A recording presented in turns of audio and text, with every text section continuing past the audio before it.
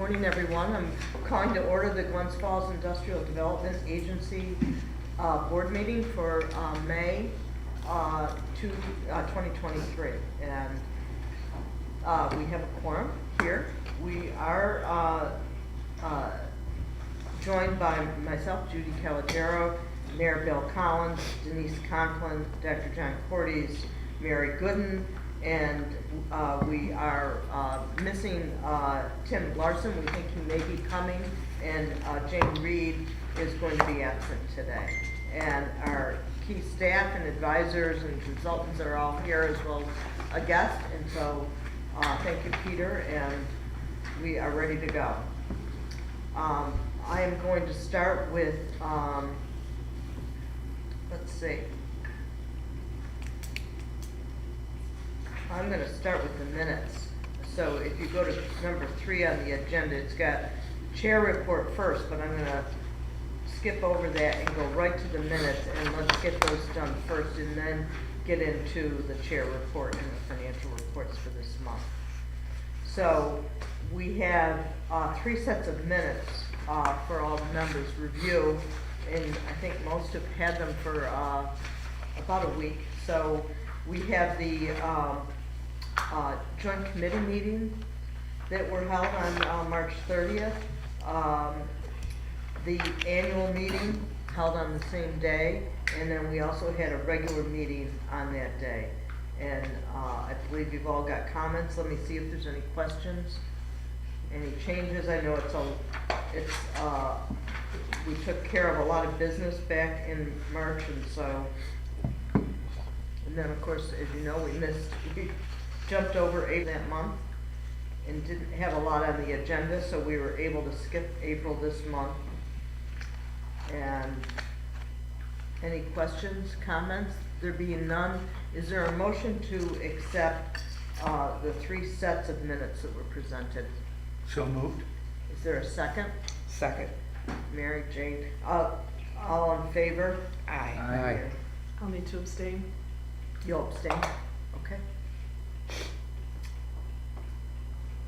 Motion is passed to accept the minutes as presented. So let me turn it over to Jeff for a CEO report, and I'll jump in if needed, if you need me. Go ahead, Jeff. A couple quick things. Just wanted to, you'll see that there's a document that I sent, or Suzanne sent yesterday, that was sort of suggested potential amendment to the investment policy. As you know, we've been trying to come up with a process for investing accessible funds or excess funds, and we've been working on this for a while. We met with Edward Jones, representative, who gave us a broad recommendations for the kinds of investments that the policy allows. I think the challenge we've had for the last several months is that we have a policy in search of a process for sort of starting the ball rolling, if you will. What I've given you here is simply an insertion, and this is actually from I think it was the City of New Rochelle's policy about a delegation of authority, from a brief conversation we had, that Judy and I had just a bit ago. I think the real key here is maybe getting a proposal from Edward Jones, a specific proposal given the funds that we have on hand and available, and sort of suggesting some specific investments to sort of get this started. So I think, open any comments about how we would get this done. I think the real question is, how does this happen going forward, right? How do we, we're going to get relatively short-term investments, because you want to have the liquidity you need to sort of use the money for productive purposes. But at the same time, you don't want the process to be bogged down too much by the very fact that the board meets infrequently.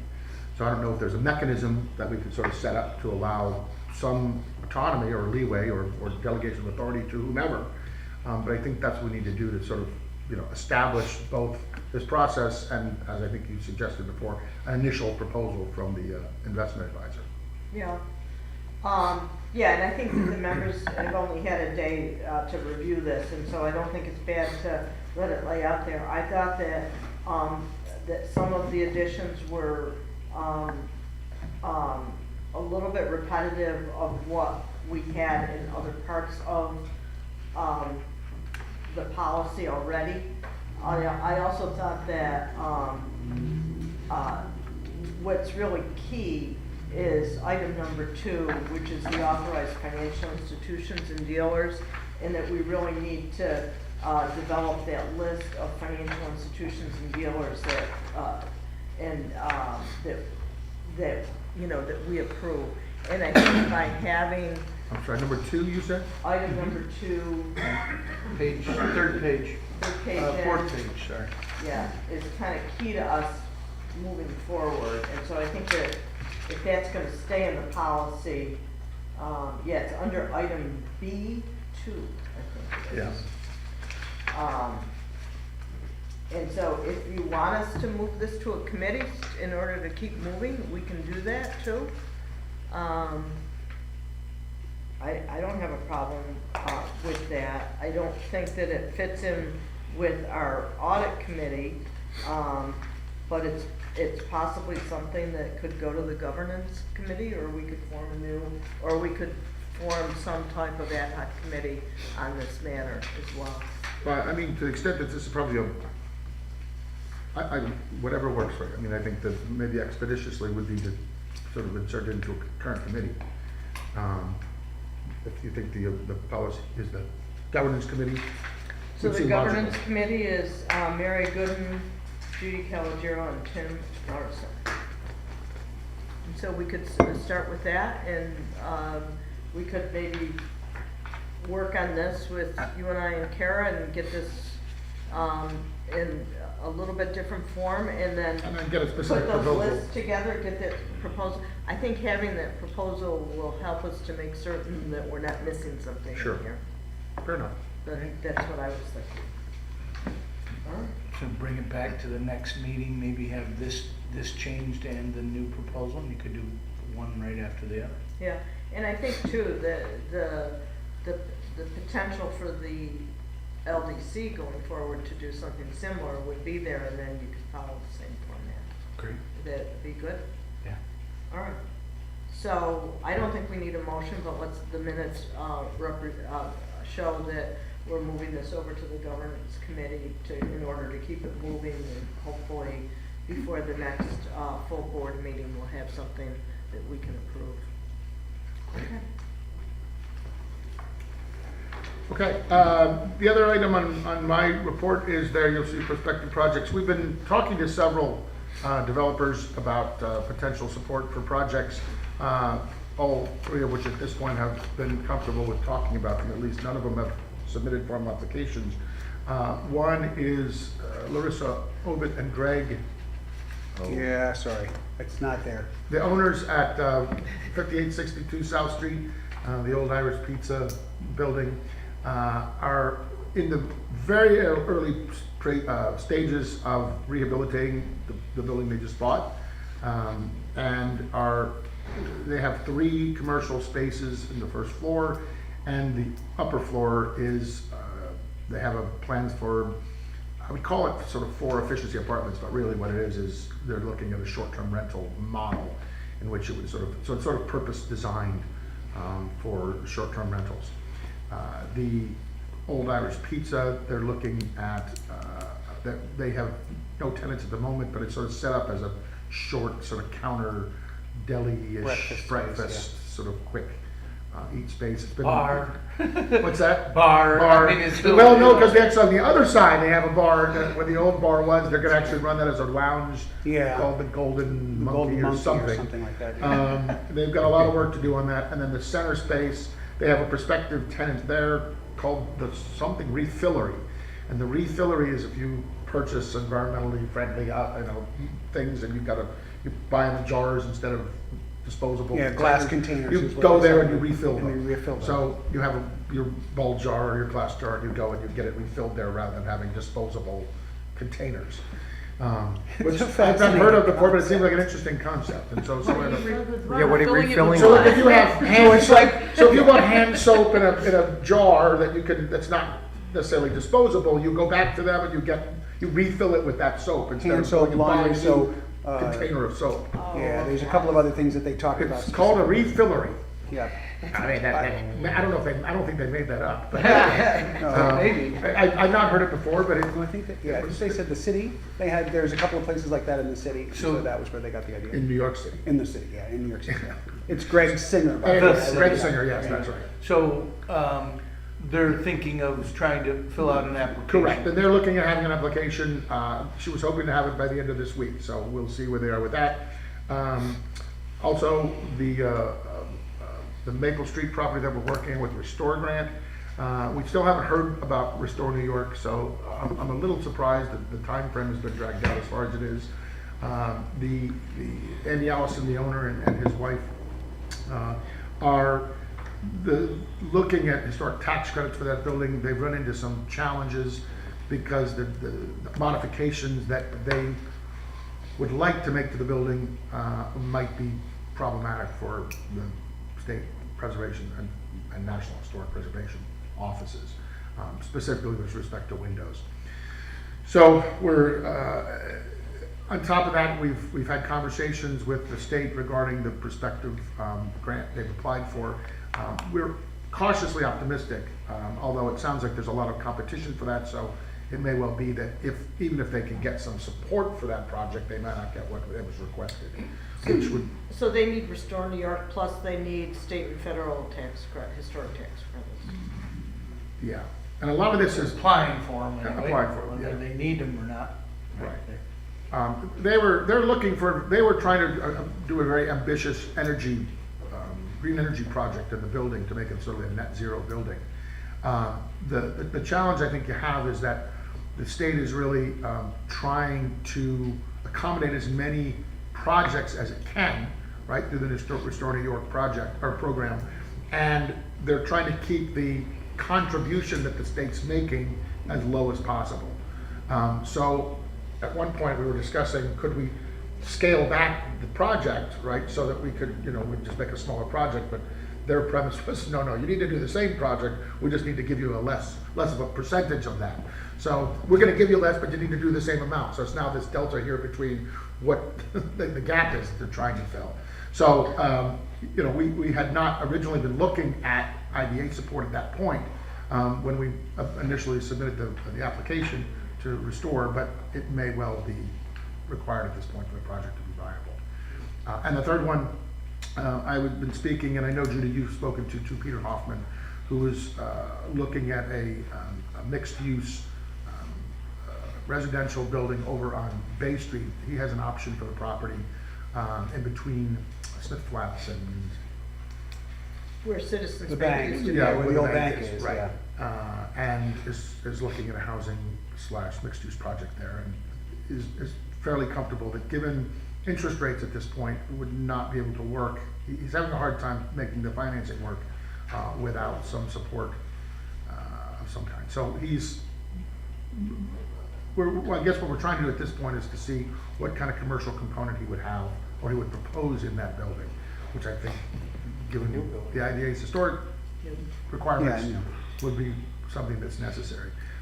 Well, I don't think it would be bad for us to discuss, do we want to do IDA financing of any kind, including pilots, on 100% residential buildings.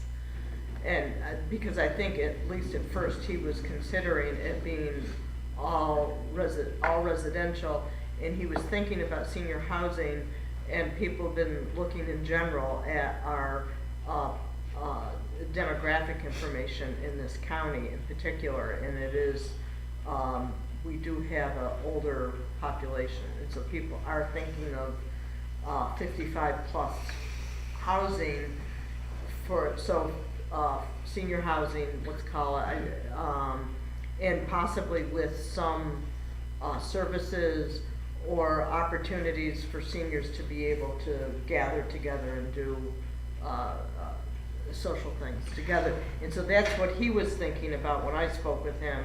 And so I don't think we've ever done 100% residential. I think that's something that we could talk about in general and maybe not even specific to him, but is that something that we want to possibly determine that is appropriate with our policy, and do we even want to be, doing that? Is that something that's appropriate, particularly for downtown?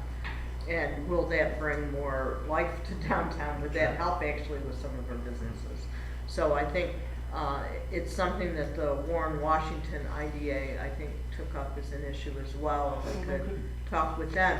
They did a project where there was only 5% was commercial, I think, and maybe they've used that were 100% residential.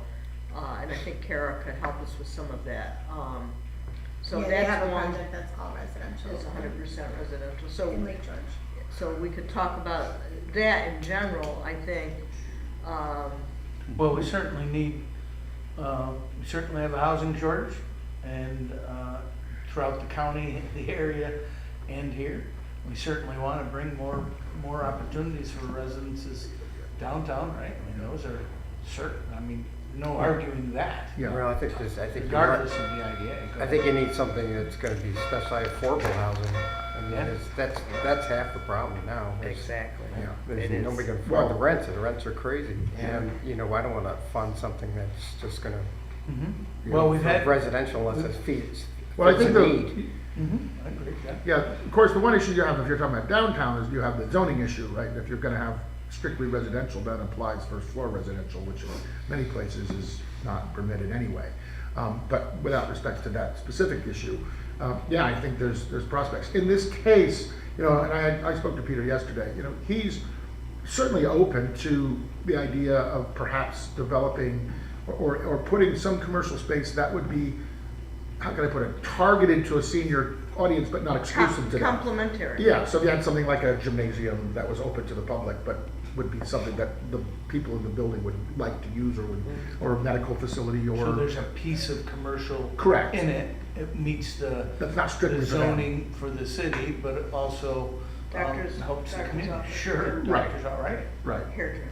Hairdressers. yes, That's whatever, good. yes, so target specific, but not exclusive to Yeah. the community that's in the building. I didn't know that the IDA could, so that's news to me that an IDA It's- could. Well, the statute does not specifically reference housing projects. So the authority is based in case law. And the courts, the lower courts across the state have addressed this issue. So it hasn't been heard by a higher level court yet. But the courts that have taken this issue up have, and the Comptroller's Office has also issued opinion, in fact, in the mid-'80s. So it's not a new issue that has been brought up with IDAs. But the court's finding, and as well as the Comptroller's opinion is that as long as the IDA finds that the project is for the economic best interest of the community, then that decision should be upheld. The courts have found that you need to meet two criteria, that the project, one, needs to advance employment opportunities within the community, and two, that the project will prevent economic deterioration within the community. So for the first one, it's not necessarily, other IDAs haven't necessarily said, okay, well, this project is gonna have 3 property managers. Well, it's gonna have this many construction jobs with all these new tenants in the area. It'll bring in a need for services, et cetera, et cetera. These people will shop downtown. These people will eat and do other things in the area. And then for the economic, and then to prevent the deterioration issue, lots of communities have just looked at very basic, this is an empty building, this is, we're gonna put this property back on an increased tax roll basis. So those are the two criteria that the case law requires the IDAs to consider in making its determination. And it falls under the commercial, so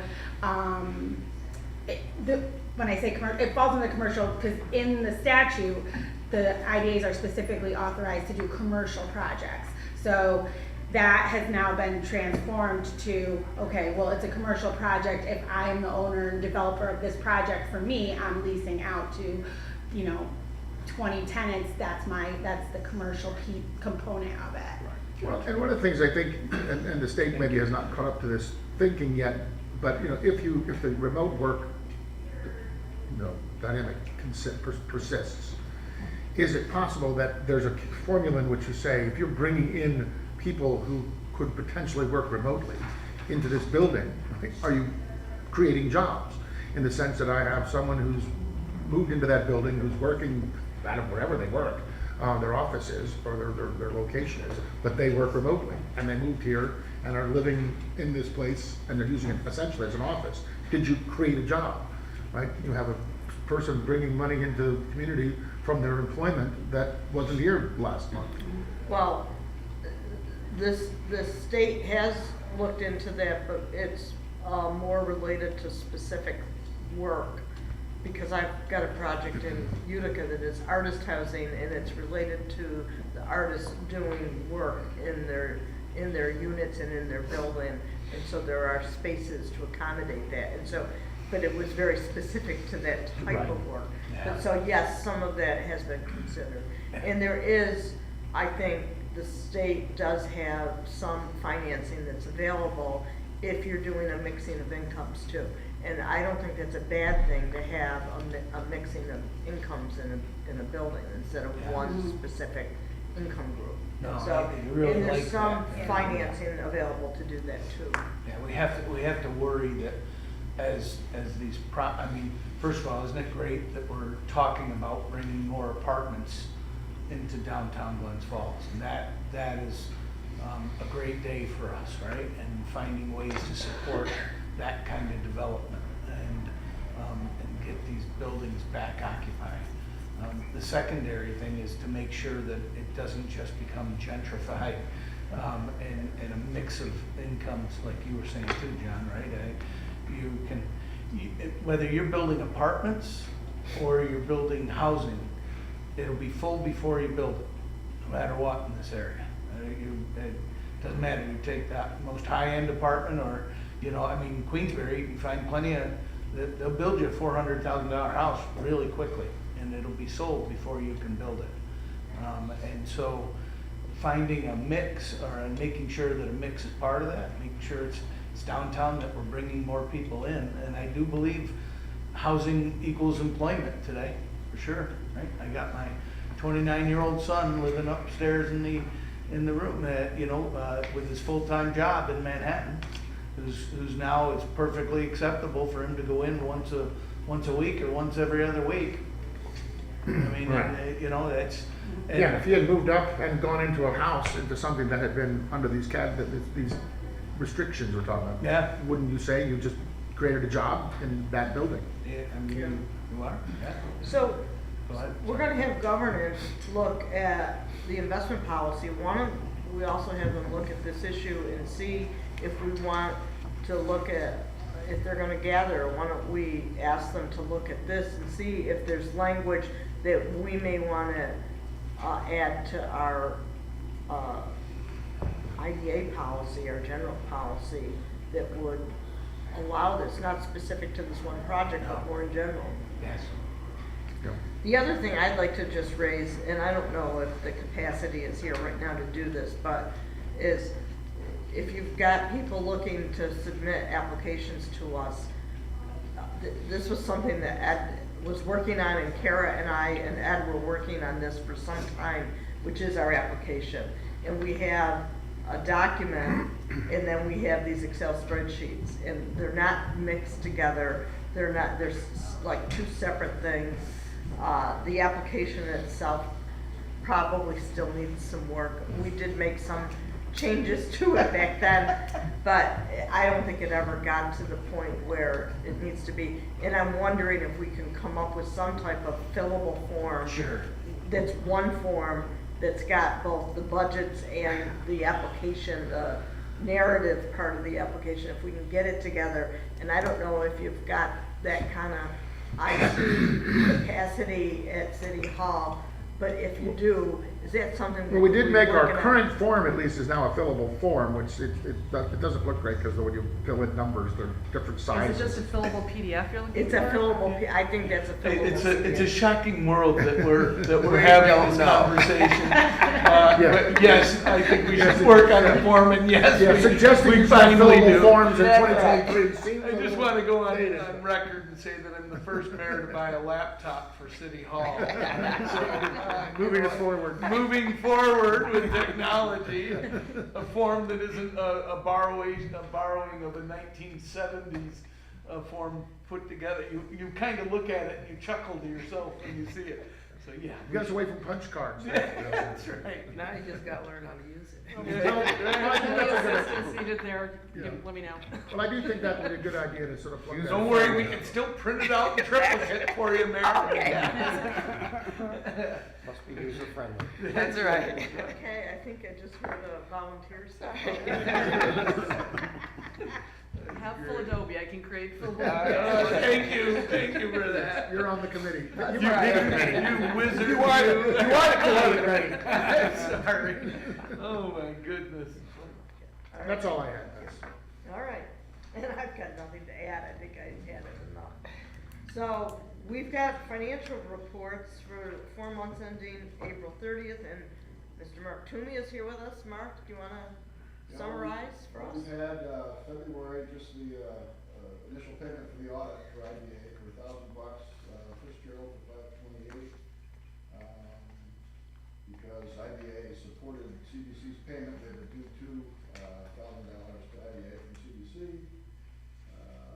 In March, there was nothing. April, we had, second, audit pay for $4,500. Same due to IDA because of the payment that IDA made for CDC for $4,500. And that is, we had a $624 legal expense and $100 check to Whittemore for preparing the 1099s for IDA. Okay. That was it. Any questions for Mark on the financial report for April? There being none, is there a motion to accept the report as presented? So moved. Second. Second, all in favor? Aye. Motion. Any nays or abstentions? There being none, the report is accepted. Thank you. So we have the payment of bills, and if you take a look at Schedule A, you'll see there's 5 items there. And I think, as you know, we recently moved Mark Toomey away from account temps, and so you see that contract buyout number, and then also doing the supplementing both Jeff for his CEO services, and then the first payment of Mark for April, and that's 40% and 60% is being covered by the LDC. You'll see in a minute at that meeting. And then we do have payment to Bonadeo and Fitzgerald Morris Baker as well. Any questions for Mark or for Jeff on any of these? There being none, is there a motion to approve the Schedule A as presented? So moved. Is there a second? Second. All in favor? Aye. Any nays, any abstentions? There being none, the bills must be paid, Mark. Okay. Got a sign. Ken should. Okay. Project reports, or any other reports, Jeff? No?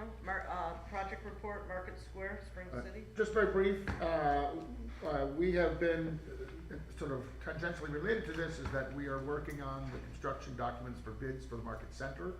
And so I've been meeting with, speaking with at least Spring City Development about their project. They're, like others, are being delayed somewhat by the historic tax credits that they're pursuing with the feds.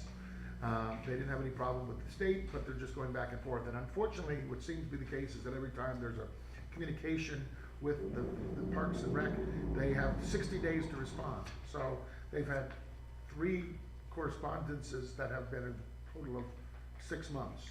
And they have, according to Larry Nova, they're going back one last time, have gone back one last time. and we'll hear back from them.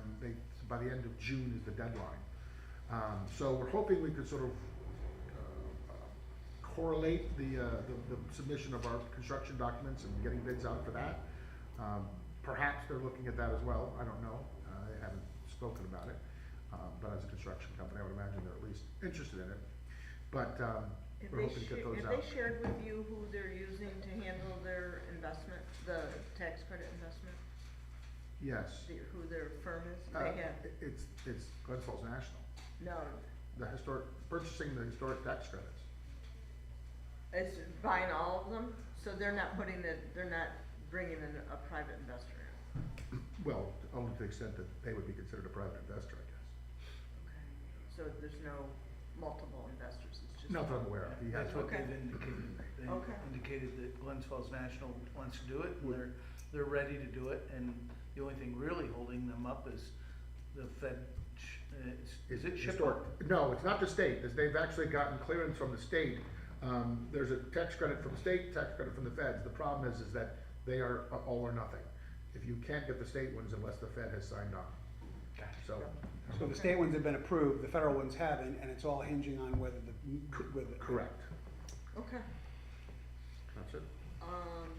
And then. We need to call somebody. It's done. Yeah. And just so you know, their phase 2 project did not get funded. And that's not on this list.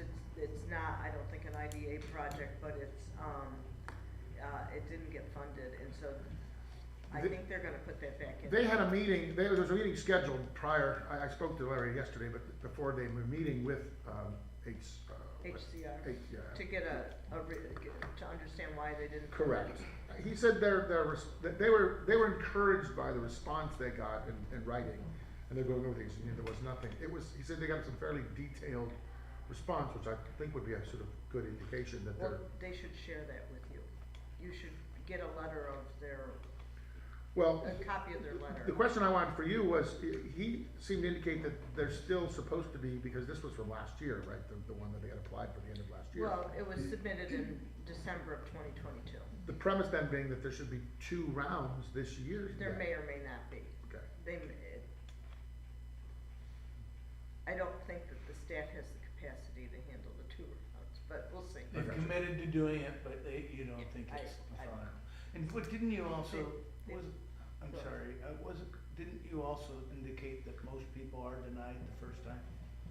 Was it You have I about a apologize. 25% chance of getting funded, yes. The first I time. would say 75% are denied, yeah.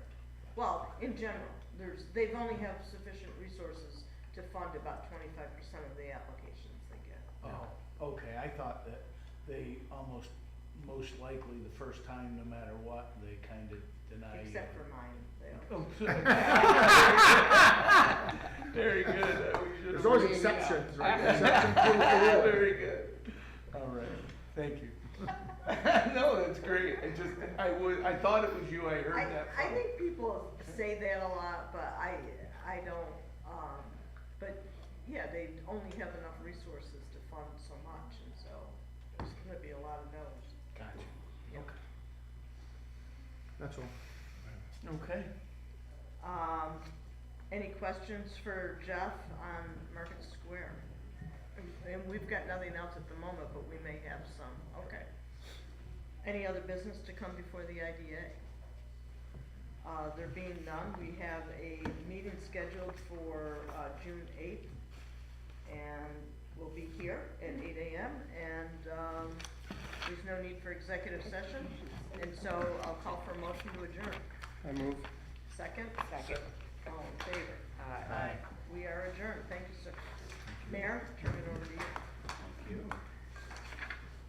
All right, I'm down 2 to go, right? So we'll call to order the Greater Glens Falls Local Development Corporation. We have here with myself and Judy Calogero, Denise Conklin, John Cordes, Mary Gooden, and still waiting on Tim, and Jane is not joining us. Let's go to number 3, which is Audit Committee. And Denise, you want to help us with that? Absolutely. I'd like to call the audit committee meeting to order. I believe all members are present. Mayor Collins, John Cordes, myself, Pat is a non-voting member. I'd like to welcome Alan Walther from Bondeo to present the completed audit for the Greater Glens Falls Local Development Corporation for fiscal year 2022. Yeah, sure. Grab a seat. Yes, please. Grab it on. I'm sorry. Get that luggage out. So, and just so you notice in the packet, there's 3 documents. There's the audit itself, there's a management letter, and then there's the required communications. Yes, thank you. Just to reintroduce myself, my name is Alan Walther, I'm a partner with the Bonadeo Group. We have completed audit of the Local Development Corporation for the year ended December 31st, 2022. I believe drafts were distributed over the weekend, the finals were issued yesterday. As Patrick said, there are 3 reports that were issued, required communications, the audited financial statements, and then a management letter. The first report that I'd like to review is the required communications letter. The important information here is right in the middle of the first page under qualitative aspects of accounting practices. During 2022, we were hired as your new auditors. When we looked at the financial statements and the structure of the LDC, while it is a corporation, technically, it is more suited to be presented as a government. So we changed the way, in discussion with management, we changed the way that the financial statements are presented. So instead of being presented as a nonprofit, it's presented as a government. There was a little extra work involved in doing that with Mark and Patrick. But you know, as we said, that I think that fits better with the organization that the board is appointed by the city. The financial statements is consolidated in with the city financial statements when we finish that, so it's a better presentation. So that was the big change this year in the financial presence. The same numbers, it's just presented differently. That change and some of the issues that we found we'll talk about in the management letter, you know, result in the audit being later than March 31st. We certainly expect in the future we'll be back to, you know, we'll knock all 3 of these off before March 31st in the future. And then the last thing to report on here, there were some audit adjustments. I'm not going to go through them in total or individually, attachment A, but we're required to report whatever audit adjustments we did have. We'll talk about where those came from, and I think there's already procedures in place that in the future we won't be having the same conversations. So unless there's any questions with regard to the required communications letter, we can move on to the audited financial statements.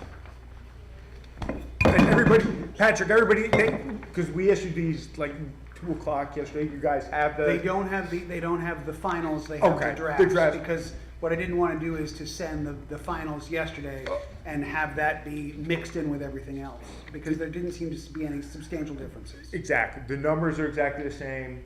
Some wording changes and whatever, but there's, yeah, what I talked about today is absolutely exactly what you're seeing in the draft. So, okay. Okay. So if you look at the table of contents, I'll talk about what's in the report, and then we'll hit upon the highlights. So the table of contents, the independent auditor's report is on page 1. The management's discussion analysis begins on page 4. The financial statements begin on page 7. The notes to the financial statements begin on page 10. And then your report required intro control and compliance is on page 15. It's important to remember that the financial statements are the LDCs, even though we assist in the preparation, and the audit reports are ours. Okay, so the report on page 1 and on page 15 is the Bonadeo Group's. The rest of this document is the LDCs.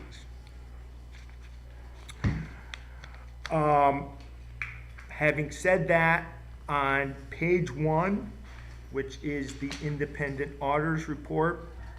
The very first section, the second paragraph in the opinion section, is our audit opinion on your financial statements, which I will paraphrase. In our opinion, the financial statements present fairly the financial position of Greater Glens Falls Local Development Corporation as of December 31st, 2022. That is what we as auditors call an unmodified opinion. That is the highest level of assurance we can give on your financial statements. Okay?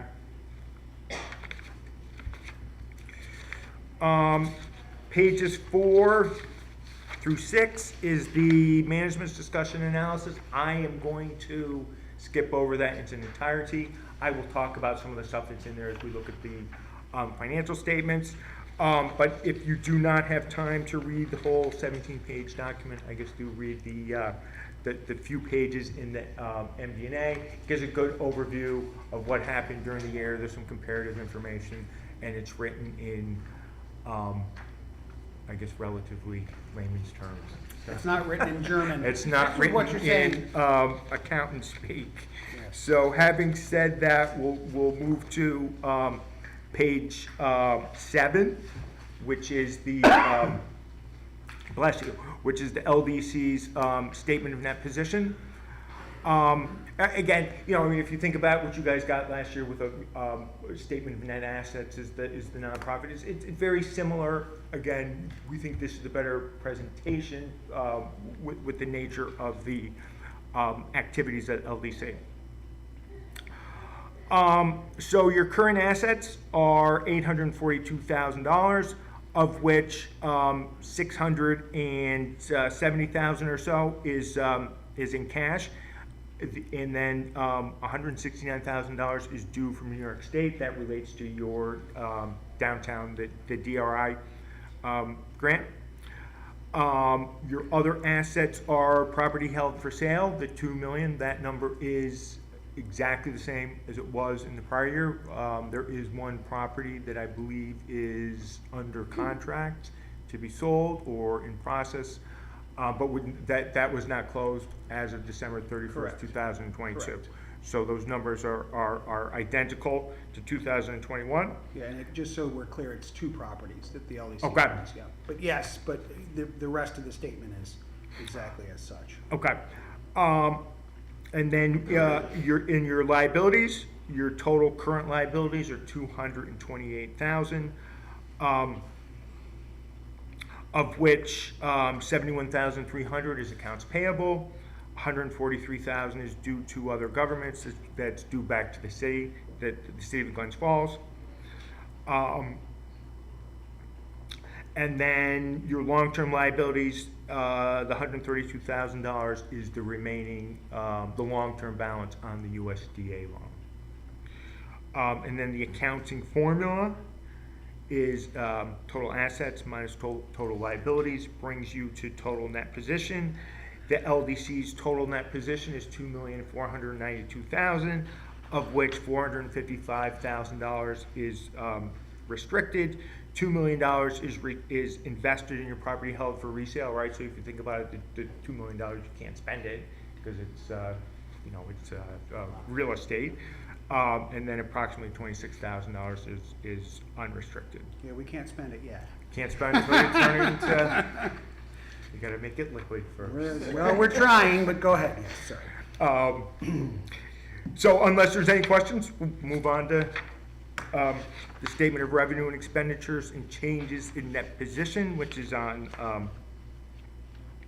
page 8. So your operating revenue, $255,000 of state aid, which is your grants, your DRI grants.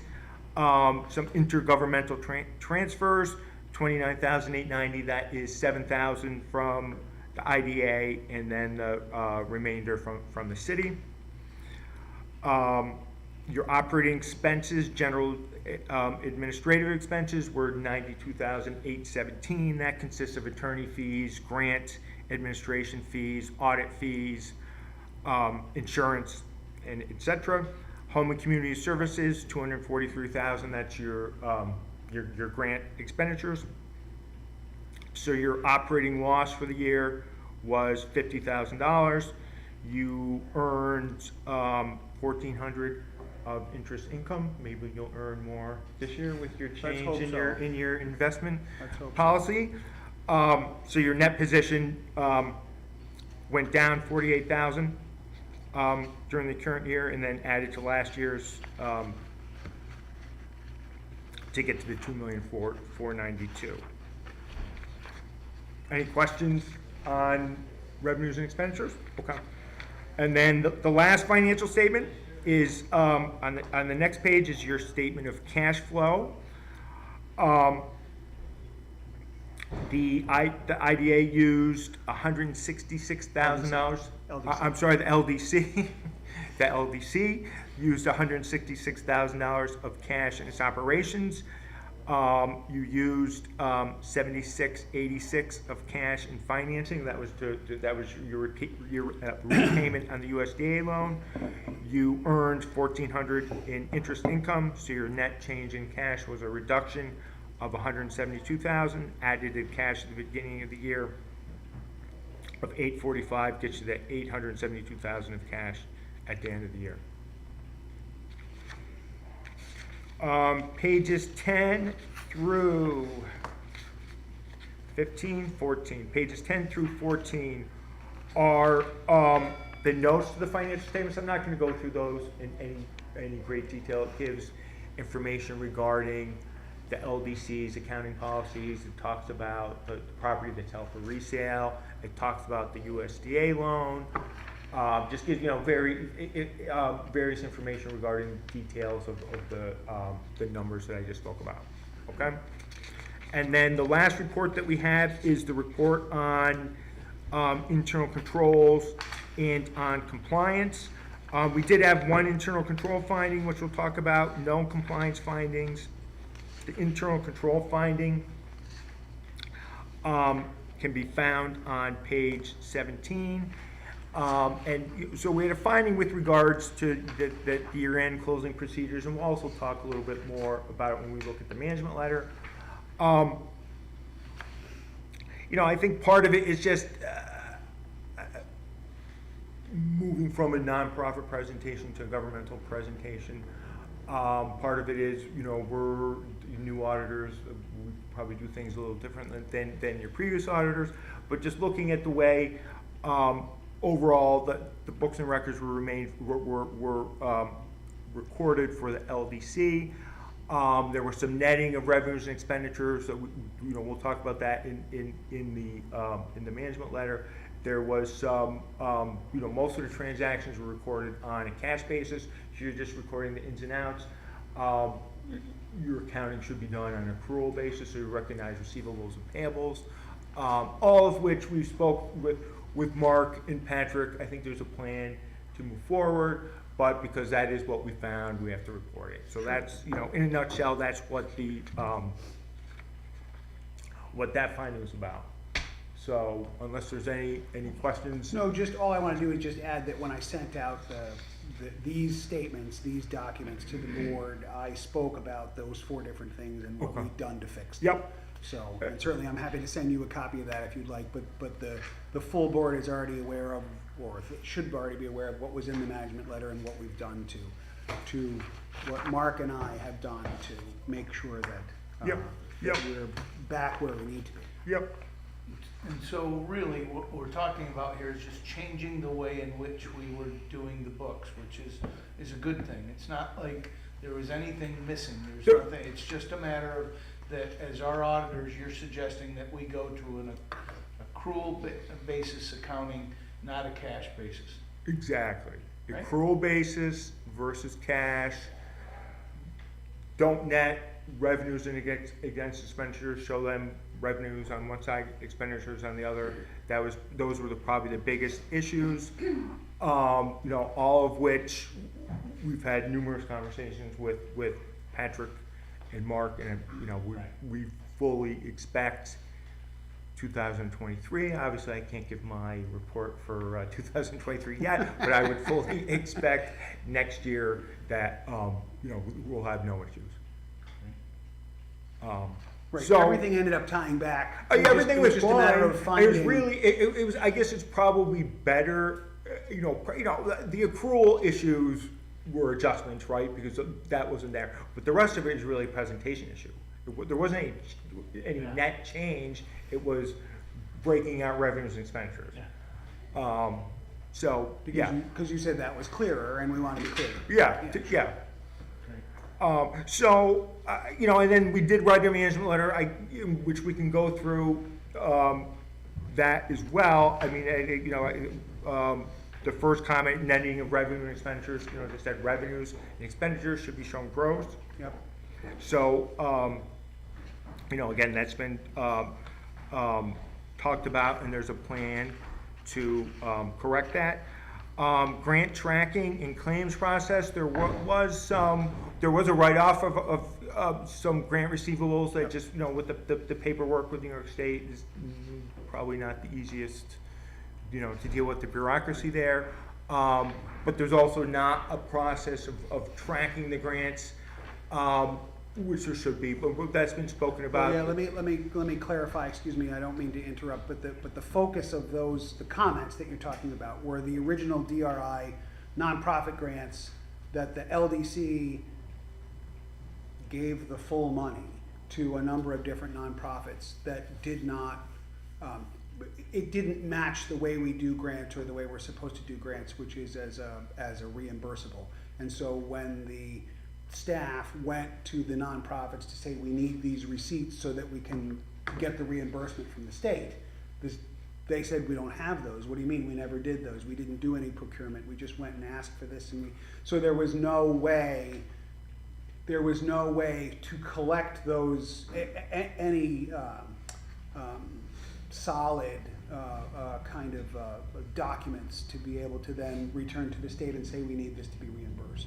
So that hasn't happened. Jim, correct me if I'm wrong, but that hasn't happened except for those early DRI grants, which were primarily the nonprofits. Is that correct? Correct. Okay.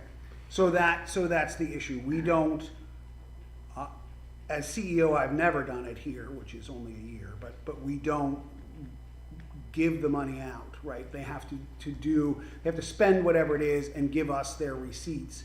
And then when they're acceptable and everything works, we then send that up to the state. That's been the process. I don't know how long it's been since before I got here, but certainly that's been the process since I got here. But because we had to go back a number of years to, as we're restating things, to make sure everything tied back, that became an issue. You've got to keep in mind, we were the first community in the state to get a downtown revitalization initiative award. And the state was not very clear in the beginning of how they wanted this managed. And Okay. so it was a new program. We were one of the first 10 that were awarded. Right. And First year. they had 3 different agencies. Right, correct. The Department of State, the Housing Agency, and Empire State Development that were giving us direction. And there was not one entity, so it was very confusing. Well, and that's good to know because that really fills out all of that background, which is great. So, yeah. Yeah. So I didn't mean to interrupt, Alan. No, I'm sorry. totally. But I wanted to give that, Well, and it's thank you, important Judy, to for the clarify, context. Yeah, I because wanted we wanted to get the money out the door and to implement that part, and it was approved, but they didn't really know what they want. We see that time and time again. The state, right now, in the time that I've been mayor, they've said, okay, we have this much grant money, and we think that it's an the market center. It's okay to take $4 or $5 million towards the market center.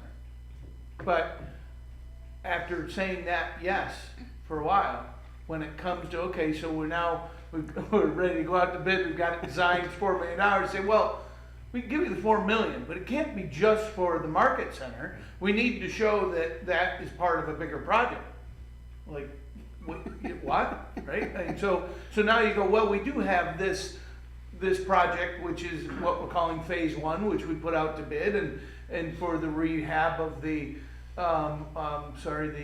incubator building and the old Hot Shots building, and you've approved that through this other thing. And they said, yes, let's make that all one part of, that's all one project, so that we can So we can say there's $12 million worth of work here, and we're giving you $5 million for this building.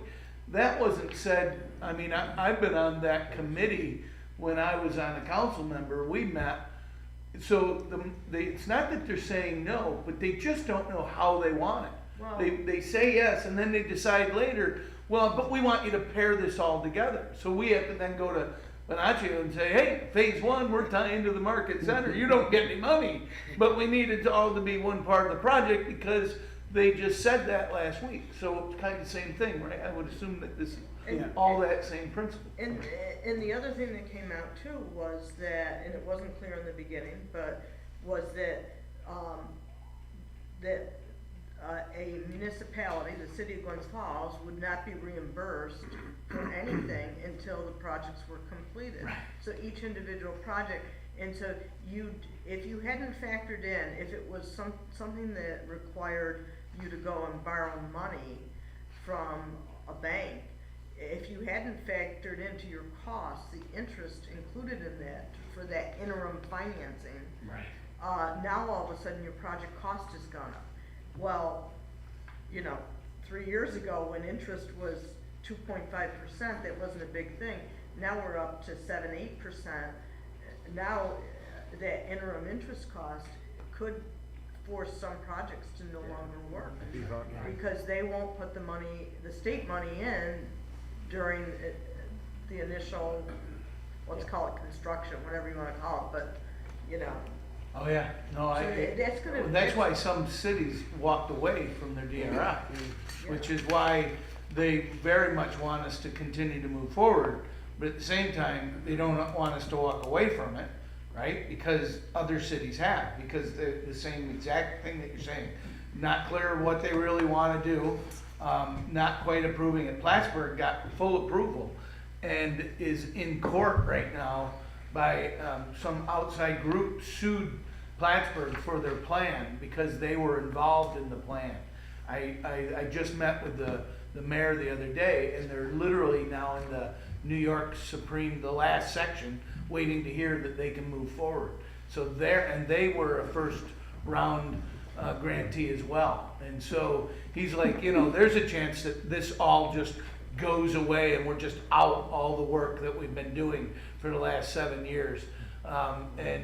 And I was like, oh my God. So as much as I've been feeling bad that we're not done with this yet and we haven't broke ground, and I want to break ground today, at the same time I'm like, okay, well, it could be worse, right?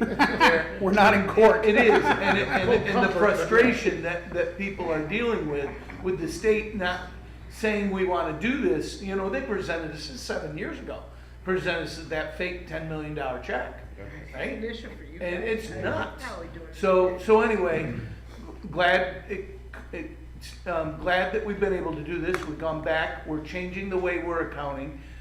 We were giving some money out and then getting receipts because we didn't know. It's not like everything else where Correct. you'd always say, I need your receipts. I'm not going to give you a penny until we're all done. That was not clear at the beginning that this was going to work. And that way. was great, helpful to me. That was very, very good information for me to know how Yes. that process Yep. worked, because that hadn't surfaced yet in No. anything that I know. And we did want the arts section, and right, that's the part of the Sure. not-for-profits of this, right? It's arts is separate. This is the nonprofit, GF Drive, and facade. Gotcha. Right? Okay. So- the $600,000 grant, Gotcha. right? That's where we're ending up having to write off some. The LDC's having to write off some of that. So I that don't was want us to get too that was a far long off. circle, because we yes, still, like, right, we no, have sorry, two we're more We're items. almost done. I guess just to add on to, we see very often, I'm sure Judy does as well, New York State is very good at passing laws first and then rules second, right? It's all the time. Yeah. So I guess this is another example yeah. of that. So, and then the last comments on page 2 of the management letter, and then is the extent of my comments. Prior years carryover balances and accrual basis accounting. I think those both tie together of just reconciling your receivables, which I think were kind of ties in what we just spoke about of the due from the state, and then recording the accounts payable and that kind of thing, that, you know, the unpaid bills that relate back to the year end. So that's the extent of my comments, unless there's any questions. Well, unfortunately, we were allowed as part of the audit, the LDC was allowed as part of the audit to respond to those and include them as management view, Yep, right? The yep, LDC management yep. view.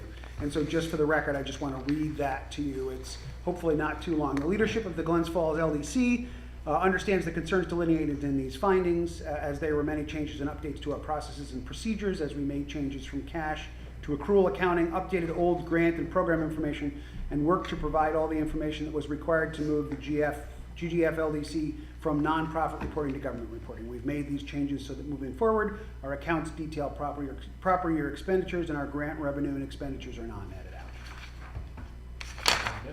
And then the last thing, your 990, we will, I spoke to Pat about that, we'll file an extension that's due on the 15th, we'll file an extension and get that done. Okay, good. And I'll do that as soon as we're done here.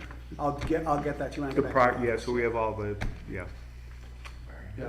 And, okay. And thank you for the reminder. Yes, I appreciate that. So, Alan, thank you. Thank you. Any additional questions, comments, discussion? If not, can I have a motion to refer the audit for consideration and review to the full LDC Board of Directors? So, second? All in favor? Aye. Opposed? Motion carries, thank you. Any other business to be brought before the audit committee? Finding none, do I have a motion to adjourn? so that's gotta come from Bill So or moved. John. Second? John. Seconds it. Yeah. Tom. Thank you. All in favor? Aye. Sorry about that. Motion carries, we are adjourned. I'll turn this back over to the mayor. Thank you. Thank Thank you, okay, thank you. Have a safe trip back to All right. Albany or Going- Saratoga, wherever you're going. I have groundbreaking and Oh, very good. Oh, that's Very exciting. good. the Corinth, I'm sitting on the board of Rise, and we're Oh, very building nice. housing in Corinth. We're doing ground, we've already broke ground, but we have to deal with the state. There's the day that DHCR can come, and then we're doing a ribbon cutting at Dominic Hollow. We built another low-income housing in DHCR, so we're Nice. I'm dealing with the Great. state folks, so. Great, that's But it's right. good for, And I thought like this you was spoke about, your to get excitement of the that day. housing, so. There you go. Have a good day, everybody. Thank you. Yeah, put in a good word for us, would you please? Thank you, Alan. Anything bad about them. That's right. Number 4, administrative reports. I have no chair report. We do have some meetings to approve. We've got the March 30th committee meetings minutes. We've got the March 30th annual meeting minutes and the March 30th regular meeting minutes.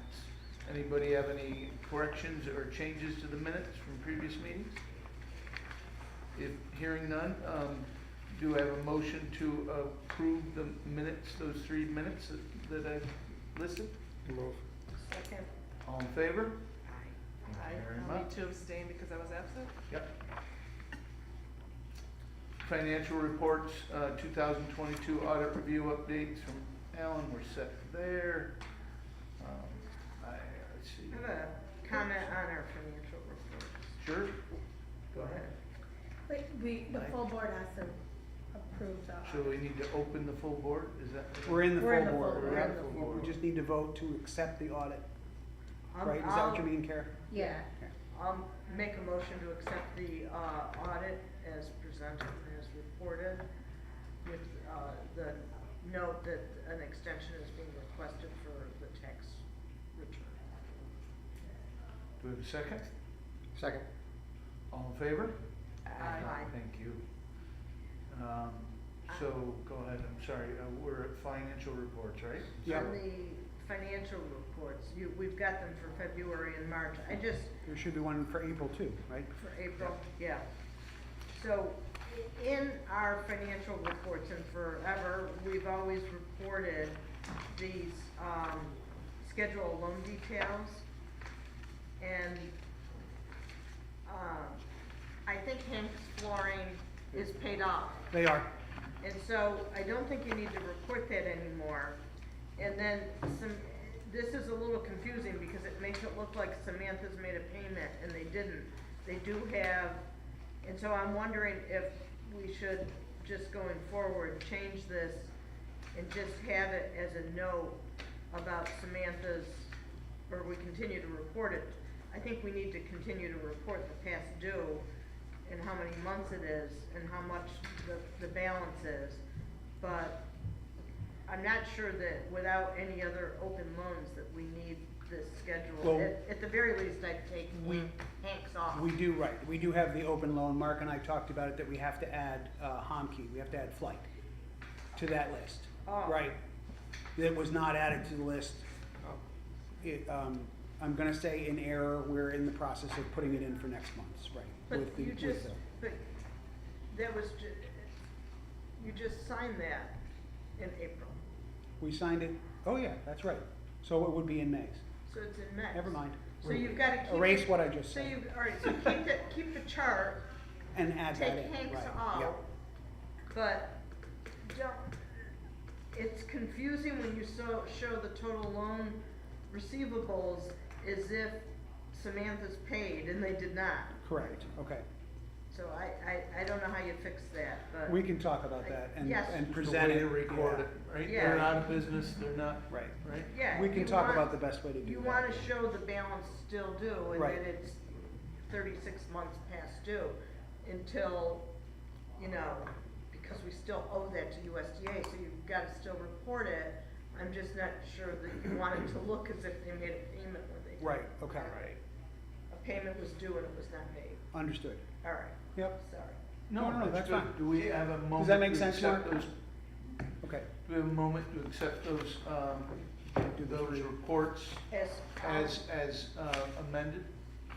Or well, as Going given, forward, but they'll with be amended, clarification. yes. So Great. I'll make a motion to accept it as presented. I'll second, or Mary. All in favor? Aye. Thank you.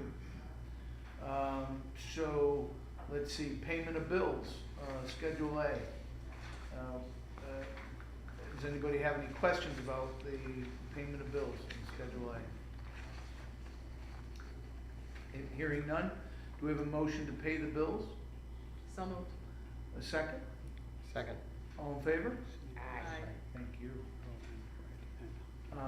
And disbursement of grant funds, no reimbursements this month. Resolution to accept the DRI administrative reimbursement of the Greater Glens Falls LDC. We've applied for reimbursement of $16,150 of admin expenses to be returned to general account when received in the DRI account. And do we have an update from Pat or Jim? Just that this is, we had been talking for the last couple of months, I know we mentioned it here, but internally the staff has been talking the last couple of months about developing reimbursement requests for the administrative portion of that $600,000 grant, which is $60,000, 10% of the grant. And so Jim, God bless him, has been working through all the paperwork and working with Jeff and I to get our hours tracked, basically, to be able to ask the state for some reimbursement. The plan for this reimbursement request is to go directly into the operations fund, the LDC operations. So we're very pleased. We went up to, was it August of last year? August of 22. And so we'll have at least one more. Yeah. We'll have at least one more that we'll be asking for, one more packet, basically, of reimbursement. Any questions? No questions, we need a vote to accept the, well, it would be a disbursement, a reimbursement package, right? Yep, the resolution basically says that the money is coming in from the state, we don't owe any vendor, and we don't owe any, that it's not a reimbursement for anybody but the DRI, anybody but the LDC. Do we have a motion to accept that? Move. Second. All in favor? Aye. Thank you. Project reports and resolutions, downtown revitalization initiative, kind of already spoke about it, Jeff, we're all set. Yeah. We are looking to, I think one final meeting in that the market center might go out to bid ASAP. We're meeting this afternoon with the architects to go over the bid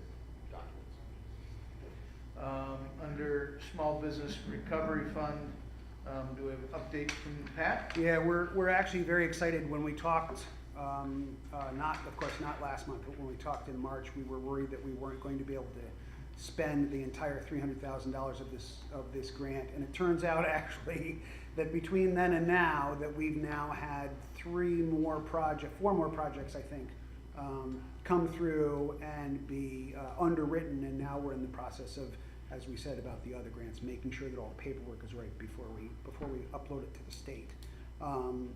But we've now got 11 projects for a total of 298,000 something, 298,800, I think. So we're going to end up not being able to spend theoretically $1,200 out of that $300,000 of the grant, which the state was also very happy with. We also wrote a letter last week, I think it was, to ask for a 2-month extension to make sure we get all of the project purchases done and all the paperwork in to the state in time. And they said, absolutely, you can actually have till the end of July, which is 3 months virtually, to get all the project work done, because they really don't want to accept any of that money back, because apparently it's a pain for them to have to deal with de-obligating and reorganizing and whatever they have. Which agency was that one from? This is this the HCR? Office of Community Oh, Renewal, yeah. Okay. So we're very excited about the fact that we're able to get almost the full $300,000 out. So And who are the new loans to? Or they grants? are to the ones that are done are Cooper's Cave, Park Street Hospitality, and Craft on 9. The Park Street Hospitality and Craft on 9 have had theirs reimbursements put in. We haven't gotten the money back from the state yet. And then the 8 projects that are, I'm calling them nearly completed because we're just working on paperwork, is Celtic Attitudes, 518 Beauty Room, which is a Ridge Street business, Advocate, New Way Lunch, Minky Mink, Radici, Rude Betty, and then the Glass Studio I have. Is that right, guys? Okay. There is one other that we are still working on, but it doesn't look like that's going to come in. So, so those are the businesses. Do we have a All motion? small businesses, all downtown. Sorry, Bill. No, it's good work. It's great that we're not giving thousands of dollars back. Right. That's great, getting these to local Glens Falls businesses. Do we have a motion to accept that small business recovery fund report? So moved. Second. All in favor? Aye. Aye. Thank you. And GF Drive, I think we have a resolution for 2 new applications for GF Drive awards, and it's up to $20,000 each. Fashion Frollies on South Street, and Go Play With Your Food on Glen Street. Update from Jeff? Yeah, just very quickly, those opportunities arose in the wake of The bookstore, Liz yeah. Mahoney's bookstore, which had been approved in the first round, which she was not eventually was not moving forward with. So as we got an extension, after talking to HCR, we realized that we had a little bit of extra time to work with. Similarly, we didn't want that money to go back to the state, nor did they wish to receive it. So we worked with these 2 businesses, which were conveniently just starting. As business has been, when you have a program that goes on long enough, there's always new businesses starting, which is great. And so we were able to sort of move forward with both of these for furniture, fixtures, and equipment for the now open businesses. And what are the businesses? Fashion Follies is a consignment shop that opened up in the old, where the old flower shop was on South Street. Right next to, what's the? Awesome water there. You know, yeah. Right next to, JP right next to JP Bruno's, Bruno's. yeah. Right. They do a great business. Way lunch? They do a great business. Yeah, it's on the other side, of course, across from the pavilion. And then Go Play With Your Food is the new game board game restaurant at 126. Oh, I saw that open. Yeah, they just opened up, they've been open a couple of weeks. They had people in there too. Yeah, they're during the, I talked to several people during, I think it was Wayne Fest, if it wasn't Earth Day, one or the other on Saturday, there were people walking around, and we just came, and kids were playing, so they seemed to enjoy it.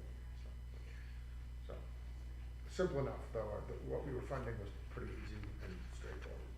And so that woman, the attorney that was gonna do Doesn't something, know. so that's just gonna stay a law? Well, office, or- you know, she still has plans, but there was no, she didn't have a glide path that we could see in any kind of time frame we were gonna work with, so. Okay. She simply said, I'm okay relinquishing these funds, I don't have a time certain. And I know this is not one of our projects, but Peter Hoffman did the building next door that used to be, I think, Morgan Stanley, and is that, he doesn't have that rented yet, but it looks nice. He has a prospective tenant, who is a catering company that would use that space also as an event space. Okay, For, you know, catered style events.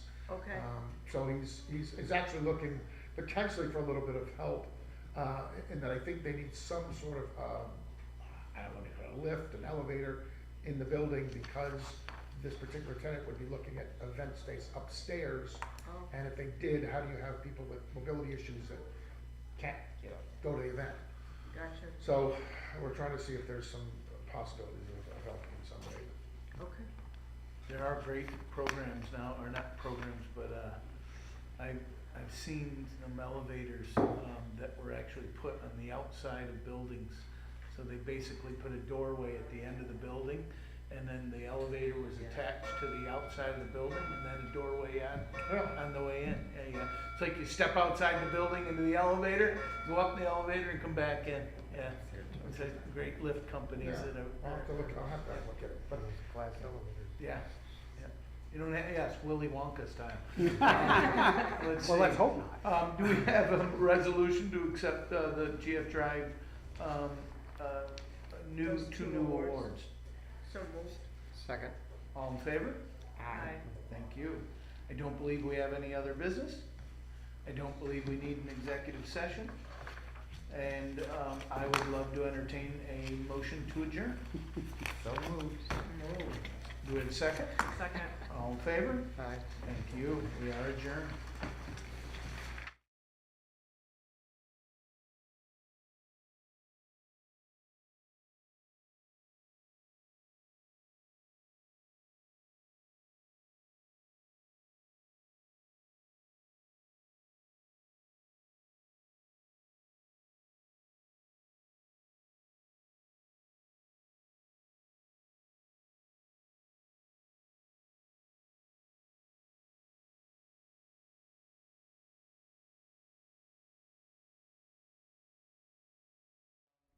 Actually, so we've got, right now, we got 3 members, well, no, anyway.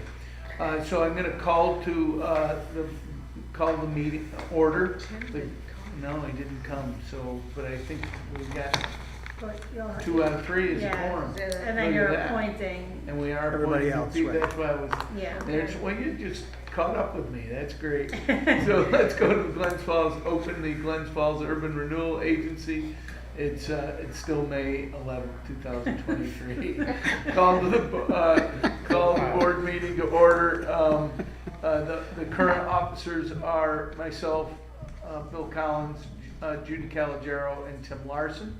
We have 2 out of 3 of us here and a quorum. We want to welcome our advisors and consultants and guests. The appointments. So Glens Falls Common Council has made the following appointments to the Urban Renewal Board. For the Urban Renewal Agency Board, we're going to add Jane Reed and Denise Conklin.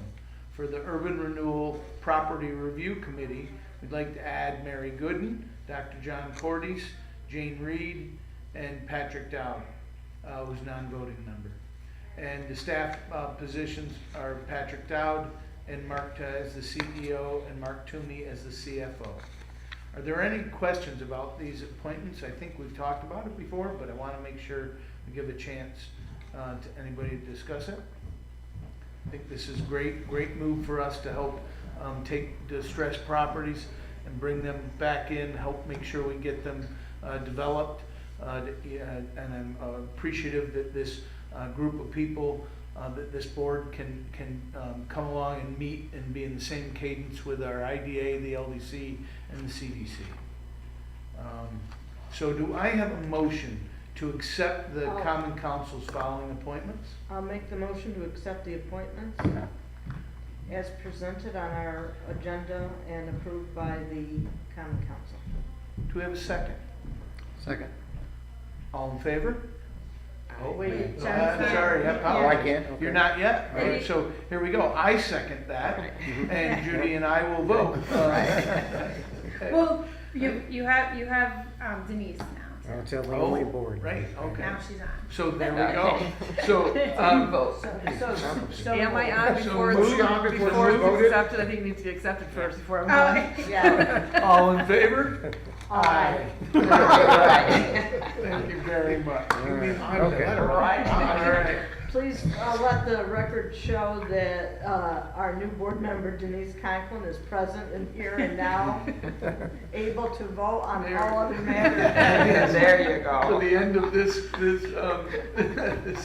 this meeting. So, 4 is administrative reports and approval, and the chair report. Pat? Yeah, the only item that I'm gonna report on at this point is the fact that, as newly appointed CEO, I'm gonna be calling a meeting of the Urban Renewal Property Review Committee. I've gotta meet with, Suzanne Kasich, our, city controller, and then Kara. We have at least 2 and potentially 3 properties that we can move over to urban renewal as soon as we're ready, right? But I wanna have the property review committee review them and make sure that they think that they are good opportunities for revitalization. So that will happen sometime in the next 30 days. And while I'm not on that committee, I'd love to just see the list too. Absolutely, So, yep, I'll share it with the whole board, There, that'd be great. yep. Let's see, do Actually, I we can have tell a you. motion? We have a motion to approve that report? So moved. Second? All in favor? Aye. There we go, very good. So just for the record, the two properties are 142 Broad Street and 42 Mason. Those are the 2 properties that I know specifically of. 42. 142 Broad and 42 Mason. They'd been taken back from the Glen. My understanding is that the city has them now, yes, Yes. right. From last year. Okay, And then I think there's the one more there was one more property right, I just that don't came have off that the address, books yeah. this year. So, which is good, right? There are a lot of properties that we're glad, the city council does not want to take properties. We want to help people pay taxes and in the way we can. And so there are several people that wait till the last second and pull their properties back, come in with a big check, and we hate to see that, but it's the way it happens. So I believe we'll have 3 properties for you to look at Okay. when you meet with us. But I just, instead of this going to An auction? an auction and having no influence to help maybe get them and use some finances to get them rehabbed and so that they can be turned back and hopefully bought by a nice family, starter families. Right? There's so few starter properties in Warren County right now, right? That I think was in existence, but it's we want to make sure we get this and not get it away from, say, just a flipper who might just flip it and not invest, right?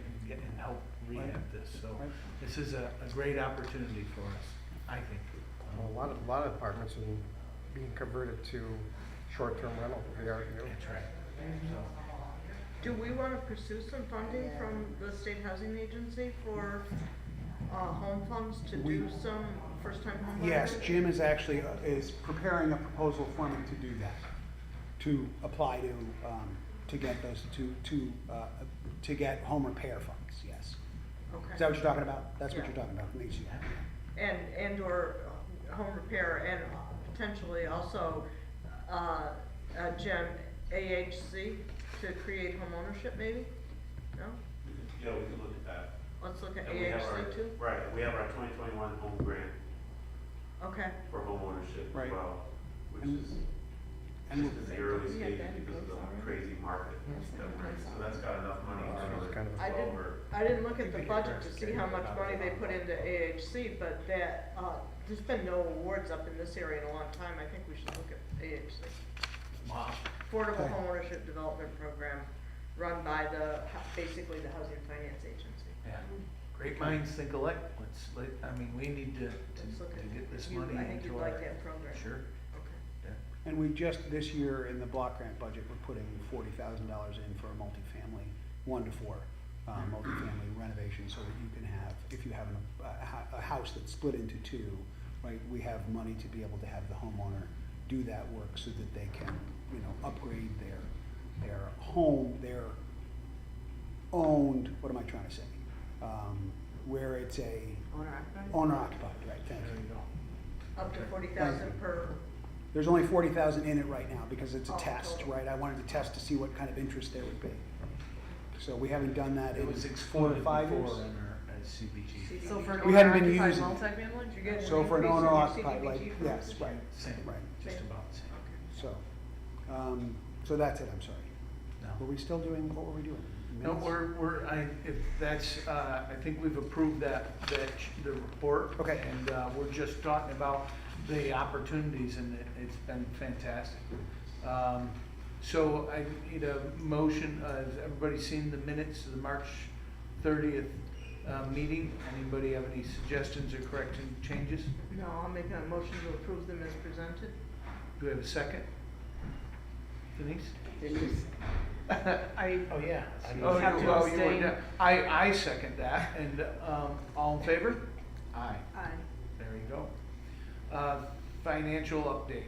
Do we have any financial update, Pat? Yes, we have the legal bill on a Schedule A that you'll see in your packet, which is here, $720.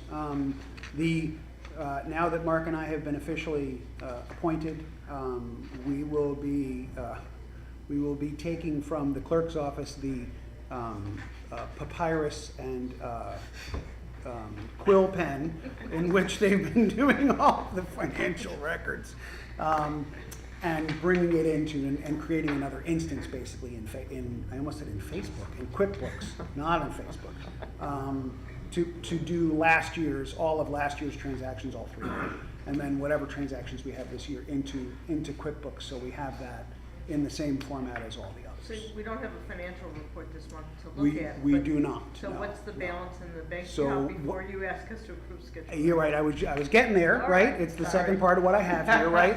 So we'll be paying the FMB legal bill for $720, and the agency will have about $6,500 in its account, after that payment. 650. 6,500. Oh, 6,500. Oh, gotcha. And it's And then I say here, the document ledger book transfer will happen by the end of May, when the account will be added to QuickBooks with Mark Toomey taking full control. So that's my report, and I would appreciate, I'm sure Kara would also appreciate that we, that we approve that payment to Fitzgerald Morris Baker Firth for $720 for legal We services. are here in the wrong. Correct. I say, I'll make a motion to approve. All right. I'll second. All in favor? Aye. Thank you. And then I think we need a vote that was the financial update, and we just did the Schedule A. So is that we need 2 separate resolutions for that? No, I think we did it. It's done? Good. I don't believe we have any other business unless somebody else has some. 6 is no need for an executive session. I would like to entertain a motion to adjourn. Motion made?